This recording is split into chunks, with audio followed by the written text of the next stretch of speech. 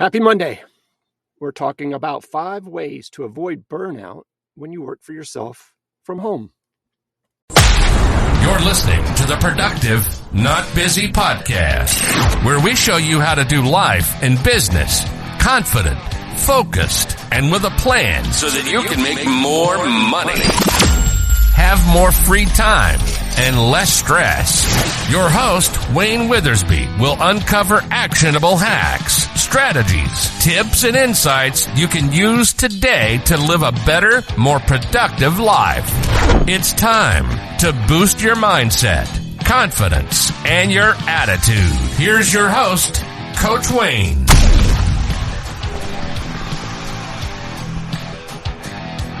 Working from home has many perks. Wouldn't you agree? Such as flexible hours, avoid being stuck in traffic, and increased career satisfaction and happiness, if you ask me. If there's one disadvantage, though, to working from home, it would be that it's harder to separate your work life and your personal life, especially as often as you would like.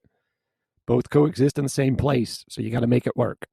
Although most people would agree that the advantages far outweigh the disadvantages, burnout is still a possibility for those that work from home.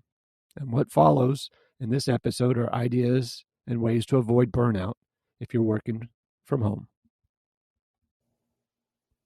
So number 1, you got to set work hours and stick to them. Although your hours may be flexible because you are working from home, it's still a good idea to set some kind of hours and stick to them as much as possible. When you've worked those hours in the day, then you're done with your work day.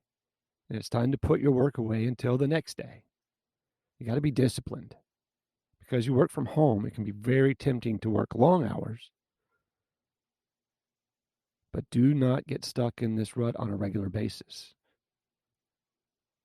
It's best to have a routine. It gives you parameters and allows you to set milestones and expectations throughout your day. Number 2, treat your work hours seriously. I see this a lot. When you set your own hours, sometimes your family and friends may not understand that it's just because you're home. Just because you're there doesn't mean that you're available. So, for example, just because you're at home does not mean that you're automatically the backup babysitter if your sister's daycare worker suddenly calls in sick. Get my drift? It can be tempting to meet up with your friends for coffee, but if that coffee date turns into a 2-hour visit, that is 2 hours gone completely forever during your workday. Instead, plan for your meetings with your friends outside of your set work hours. In addition, be sure that you're not running errands during your work hours for your spouse, or that you spend your time doing laundry and dishes instead. If you have young children, make sure that they attend school, daycare, babysitter during your work hours. It's just next to impossible to get much work done when they also need your attention, and they're going to be coming to you because that's what they do. Because no one is watching you, it's also easy to waste time checking Facebook, checking emails, checking TikTok, checking Instagram. So be sure to limit your time with these activities on the technology. Plan and schedule family and personal time. In the previous 2 points, we have discussed planning and setting your work hours. However, if you need to remember to plan and schedule the rest of your life as well, it's important. Be sure to plan family game nights and exercise sessions into your schedule. It's okay. Write them down or put them in your phone's calendar and be sure to follow them. Right? Time blocking and setting a schedule is super important. It'll make your life easier. It'll make everybody's life around you easier. Plan the rest periods during your workday. This is something we don't see a lot. I have a problem with this one myself. If you really like the work you do, this probably does not even feel like work. However, it's still important to give your body and brain a rest by taking a few breaks here and there. You may need to set a timer to remind you every 2 hours to get up and do something. Go for a stretch walk. Grab some water. A good break might be getting up and running on the treadmill for a minute while you watch your favorite motivational or YouTube video. And next, don't skip meals. This seems to be like common sense, but you'd be surprised.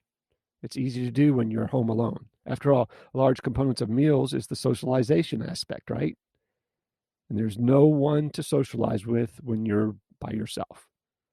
There's also no cafeteria like you find in a lot of work sites. So you have to prepare your own food. So maybe meal prepping during the week makes it where you can take a priority, take a minute, sit, and have a real meal. By ensuring you eat healthy meals and snacks all day long, you're ensuring that your body is getting the right nutrients and energy it needs to be at its optimum performance so that your brain and your body work together. It's not that hard. Just remember, you got to prioritize you as well as your work. It's both important, but make sure you set parameters, set a schedule, time block. I have many episodes in the 201 episodes in this show. You will find all kinds of them on time blocking, time management, schedule setting, and taking time for you. You guys be safe, take care, sell a bunch, say something nice to somebody. You've been listening to the Productive, Not Busy podcast. Please hit the subscribe and notification of new episodes button and visit us on social media like Twitter, Instagram, or TikTok for bonus content.